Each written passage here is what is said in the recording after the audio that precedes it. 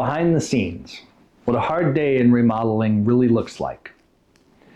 Every renovation you've ever seen online, every pretty photo, every big reveal moment has a backstory.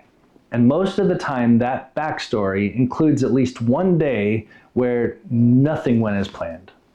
Yesterday was that day for us. And I want to walk you through it because many homeowners never see those problems that we solve behind the scenes to make sure that their project turns out just right. We started with a shower where the prep work wasn't fully completed. Leveling one wall had been done, but the other two still needed shims. When the crew arrived, we were already playing catch up.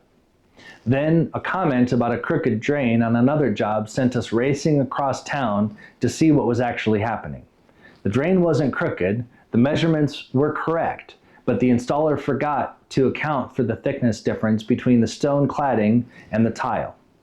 That difference changed the visual alignment. It wasn't catastrophic, but it wasn't right. And not right isn't something you tile past and hope for the best. The waterproofing membrane had been installed, but the flood test was skipped when the tile crew laid tile over it while the thin set was still too fresh. So we had to pull the tile up, but when it came up, the membrane failed. That meant removing everything, inspecting the mud bed, letting it dry, and planning for a full redo. No one likes redoing work, but doing it wrong would have been far worse. Then came the cracked countertop. The plumber leaned on it and it flexed, which revealed the fracture. It may have originated during the 7-foot-tall backsplash installation earlier that week. Even with protection down, there must have been some high spot that transferred pressure to the stone. The good news is that we caught it early enough to create a clean repair instead of leaving the homeowner to deal with a future headache.